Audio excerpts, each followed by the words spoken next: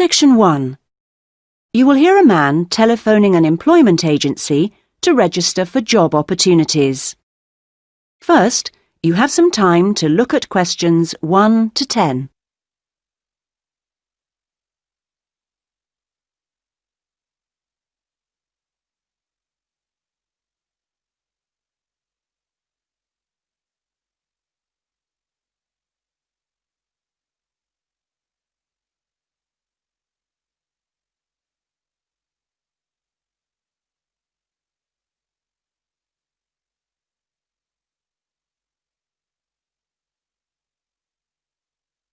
You should answer the questions as you listen, because you will not hear the recording a second time. Listen carefully to the conversation and answer questions 1 to 10. Able Employment, how may I help you? I saw your advertisement in the Daily Gazette, Oh, yes. and I'd like to register with you. I'm a student, but I've got the long holiday coming up. Certainly. I'll just get the form ready.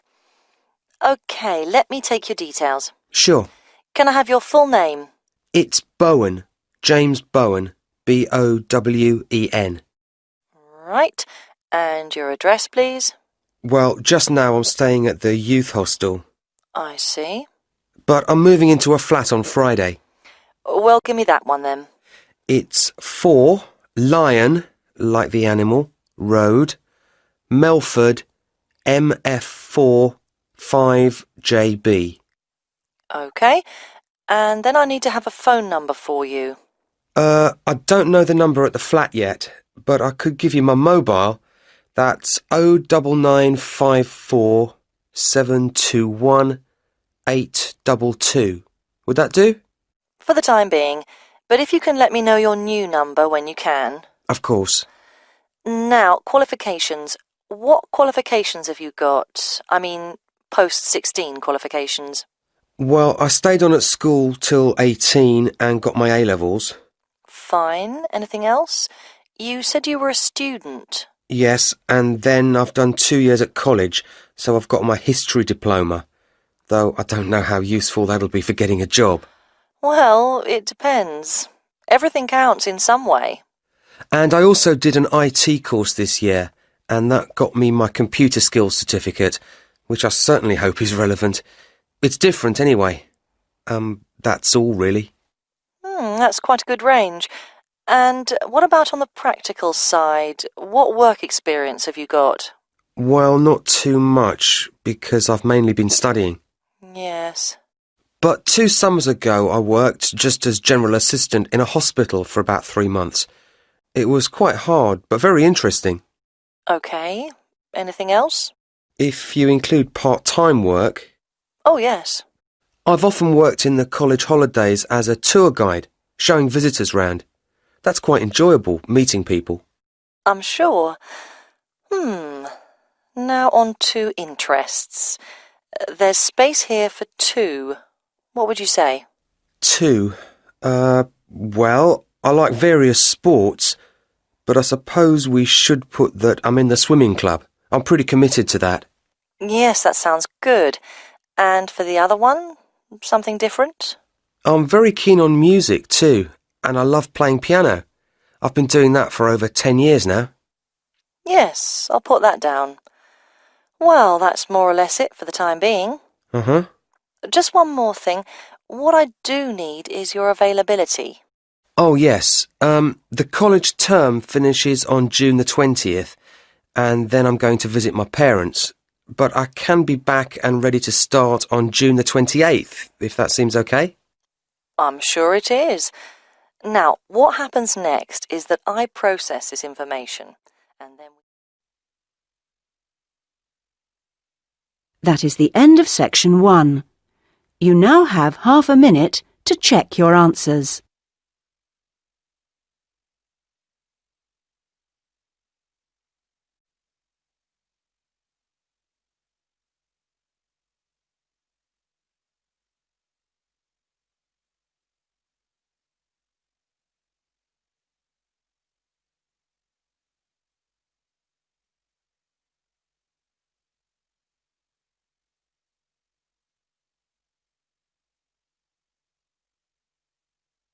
Now turn to Section 2.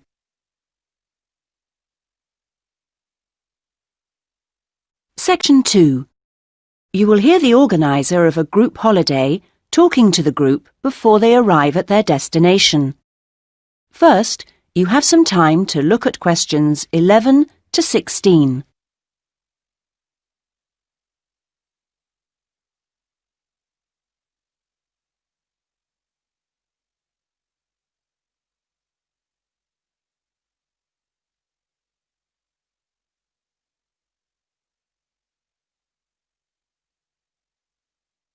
Now listen to the first part of the talk and answer questions 11 to 16. Thank you, everybody, for your attention. I hope you're all looking forward to arriving at the town. I thought you might like to know a few things while we're still on the coach, and it'll help to pass the time on our journey. OK, as you know, we're staying at the Park Hotel. It's comfortable and friendly. We're booked in for 3 nights.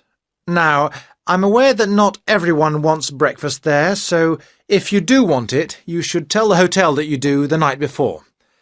We're making our own arrangements for dinner each evening, and there's a cafe open at the hotel most of the time if you want a drink or a snack. There's also a very pleasant lounge on the ground floor, with a collection of fascinating paintings. And then I hope you're going to enjoy the various activities that are lined up. However, I do have to tell you that there have been some changes since the original programme. For one, because it's been restored and is therefore closed to the public, we won't be going to the castle after all, I'm afraid. However, there's plenty else to see, and the gardens are still open. Something we've been able to add to the programme is for Saturday, when a local historian will give us a lecture on famous people from the town. I don't know who that includes yet. So, to free up the time for that, we've made another little amendment and changed the trip to the antique show that was due for then on to Sunday. Actually, I think that'll make for a more relaxed programme anyway.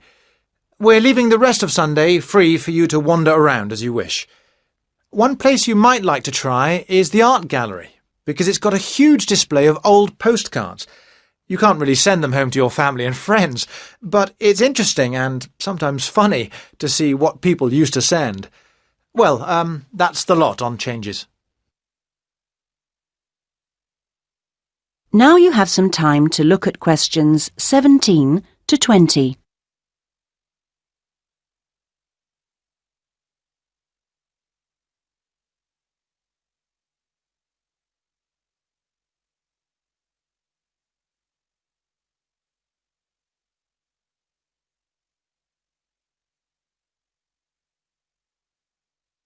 Now listen to the rest of the talk and answer questions 17 to 20.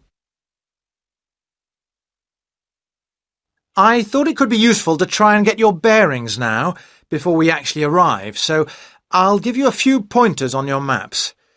OK, first things first. The Park Hotel, because I assume you'll want to deposit your luggage before anything else. We'll be driving into the town from the west and stopping at the bus station. To get to the hotel, just go straight down the high street towards the railway bridge, and after the bridge, if you go left, you'll soon see it on the right. As I say, it's a nice place. You can check in, see your rooms, relax a little. There are a couple of interesting little shops nearby. There aren't any internet facilities at the hotel, I'm afraid, so if you want to send any emails, you'll need to get yourselves to the internet cafe. In fact, if you want to do that first, it's easy because it's near the bus station, on the corner towards the right of Curtis Lane and Kramer Street. So, once you've done that, well, if you do that, then I suppose you'll be ready to do a bit of exploring. You've got your basic maps, but you may want to get more information, and the Tourist Information Office is the place to do that. It's up around the train station area. From the bus station, you could go up any of the streets to the left, Cadogan Road, Earl Street or Duke Street. The office is directly facing the train station on the corner with Earl Street. They've got all sorts of brochures and leaflets about local attractions and tickets for sale. They even sell some locally produced jams and chocolates. And a last pointer at this stage is our venue for dinner tonight, the Royal House restaurant. This is conveniently located in the very centre of town. In fact, you'll no doubt pass it as you're walking around beforehand. In relation to the bus station, it's not far. Going down the High Street, if you pass the corner with Cromwell Road, then the next junction is a crossroads with Duke Street and Runton Road, and it's there. You'll be able to see its rather grand entrance over on the left corner. The food and the service there are both excellent, so it promises to be an enjoyable evening. Well, we're just coming into the town now, so... That is the end of section 2. You now have half a minute to check your answers.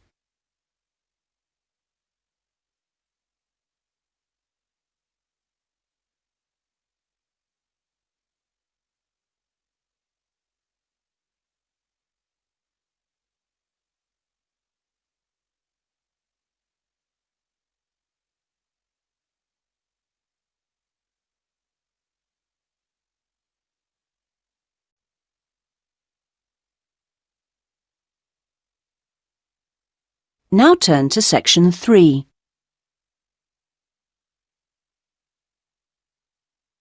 Section 3. You will hear a conversation between an undergraduate student, David, and his tutor, Dr. Smith, about David's plans for doing a master's degree. First, you have some time to look at questions 21 to 26.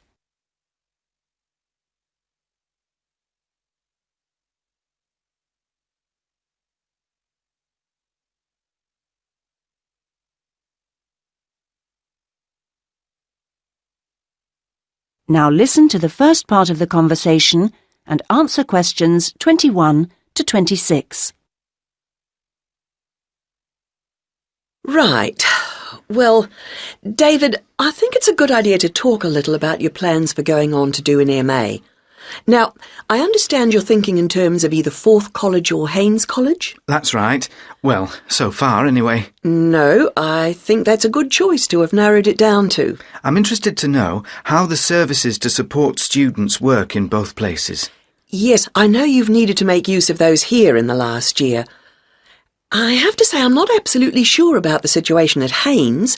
I expect they're all right, but certainly Forth has a good reputation in that regard. They have a large number of students from abroad, and they have to make sure they're okay. That's reassuring. And then I'll be moving city again, obviously, whichever college I go to, and I hope that the room or flat I could expect would be nice. Very important, yes. These days, actually, all colleges tend to have decent quality rooms or flats for their students, and Forth and Haynes are no exception. Right. Well, what about comparisons on the academic side of things? Well, I know you're an avid user of the limited online provision we have here. I think you'll find Haynes is about as developed, or not, as we are here, and that Forth has developed some pretty impressive stuff, which I'm sure you'd make the most of. Well, I'd certainly try. But that doesn't mean that the more traditional information sources, such as the good old-fashioned library, should be forgotten. No, of course not. While Forth has recently had a very splendid law library opened, that isn't particularly relevant for you, and I think you'd find Haynes' general university and faculty collections better suited to your needs. But that's something you could check for yourself if you visit both places. Which I'm planning to do next month. Good. Now there's the question of the lecturing staff, which is clearly going to be key to your progress. I think you'd find them adequate at Forth. There are some solid people working there, while Haynes have recently taken on some inspirational people, very cutting edge. It's a little hard to judge, though, because as a research student, it's not as if you have teaching all day, every day. No, I guess not. But I'll need to consult. Yes, and on the subject of research, in terms of the college's reputation for results, again, neither place is bad in any way, but I think you'll find, and you can check this on the Research Council's website, that Haynes has consistently scored very well. There's perhaps a little bit of an issue with non-completing doctorate students at Forth. Well, I'll certainly look at the website as you suggest. Fine. Now you have some time to look at questions 27 to 30.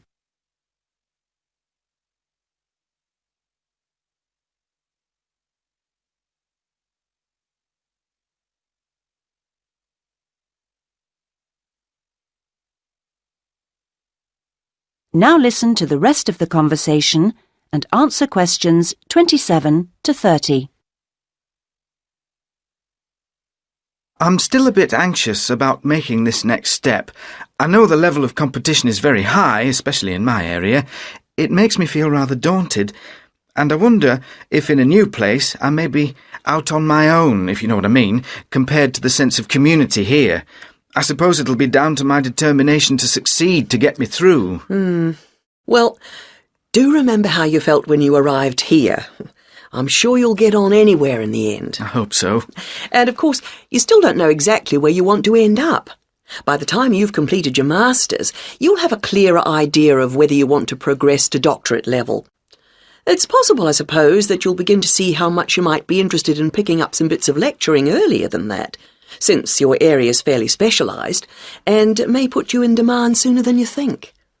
To establish yourself in your area of expertise, it would be sensible to think in terms of getting your stuff into one or two of the journals, converting parts of your dissertation into suitable formats for them. That'll stand you in good stead, whatever else you decide to do. That sounds like good advice, thanks. Actually, I think master's level studying has improved in some ways over the last few years. The internet you love so much was always going to make all kinds of studying easier. Or that's the idea, anyway. I'm not sure it really has the impact you might think. What I've found impressive is the way courses have developed to be more adaptable, more able to fit in with all the other demands in people's lives. So, while the exams and assignments you all have to do may not have shifted much, at least a wider range of students are now able to benefit from education at the higher levels. I just wish I could be sure I was always making the best use of my opportunities. At the end of each week, I usually feel I could have got more done, arranged things differently, been more efficient somehow. I've got a lot better at taking down notes during seminars and lectures, which means, I think, that my written work has benefited to some degree, so there's progress on some fronts at any rate. Yes, it's interesting seeing. That is the end of section 3. You now have half a minute to check your answers.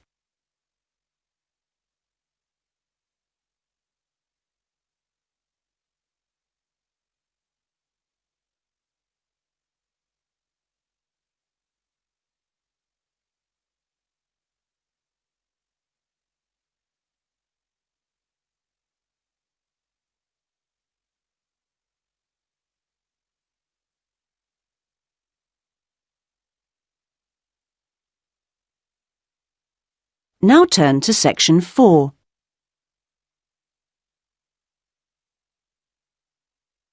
Section 4. You will hear a writer giving a talk about the different kinds of writing that the audience might want to try doing. First, you have some time to look at questions 31 to 40.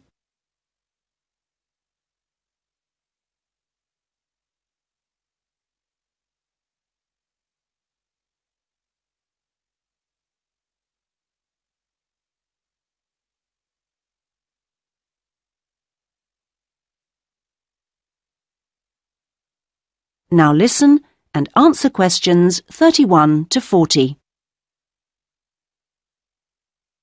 So, I'm now going to say a few words about the various different kinds of writing you may want to consider.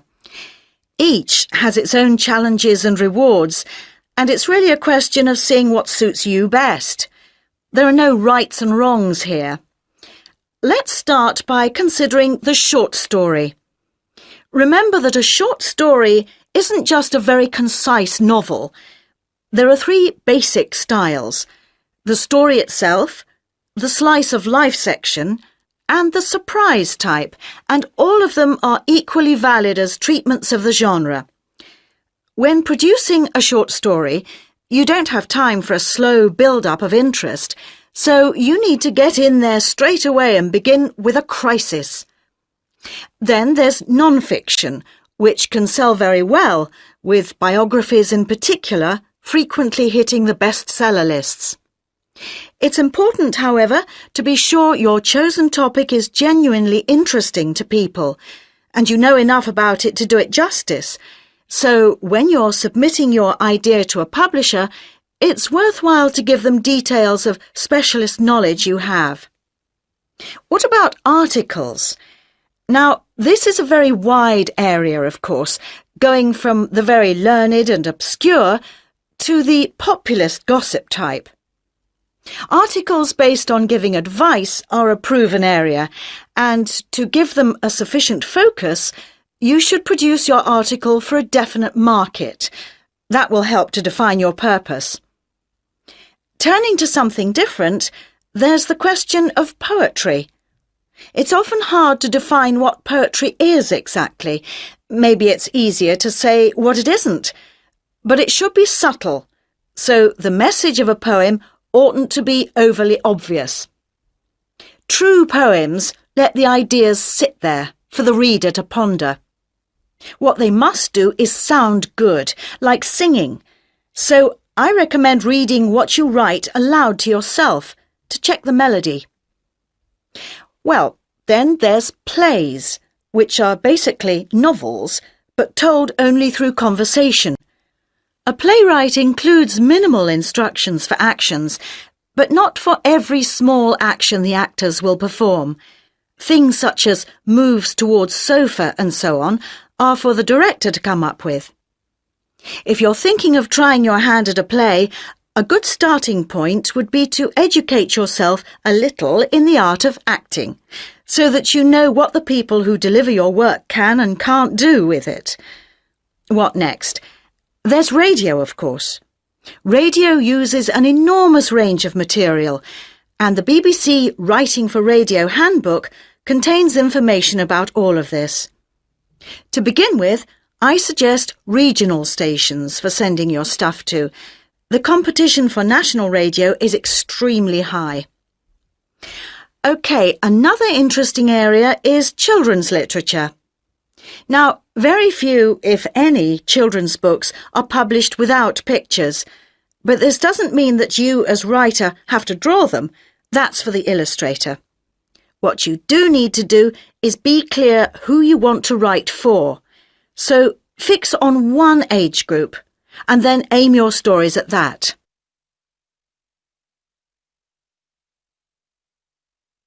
Right, I've saved what I consider to be the best and the hardest till last, the novel.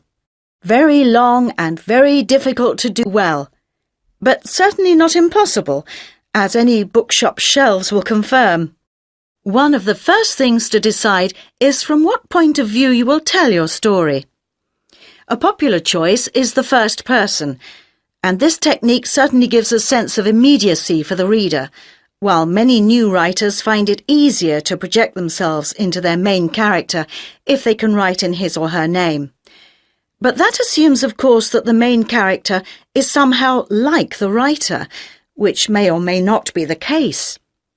Meanwhile, if your book is all narrated by I, you can only put into your story things which are experienced by that character, which may prove to be rather restricting. Now, there are all sorts of pitfalls for the novelist, and many of them relate to the issue of providing a balanced narrative. Every time you introduce a character into the story, you have decisions to make. Of course, you want to populate your landscape with a variety of people to maintain interest, but don't feel you have to decorate every one of them in elaborate detail. The same goes for irony.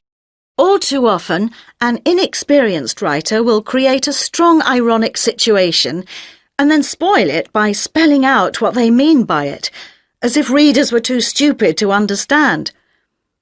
A few contrasting details should serve to make the point clear.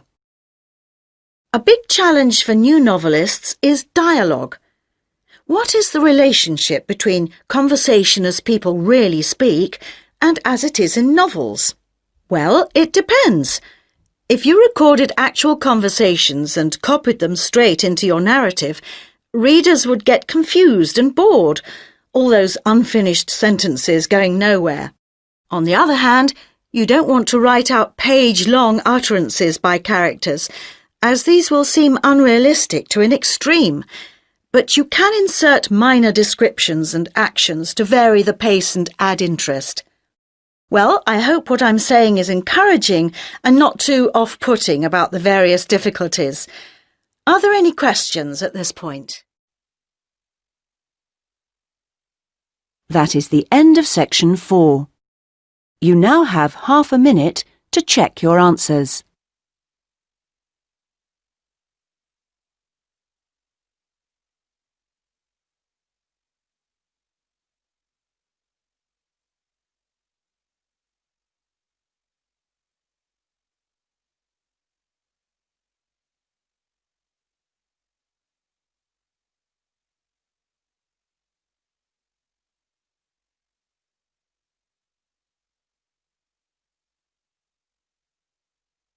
In the IELTS test, you would now have 10 minutes to transfer your answers to the listening answer sheet.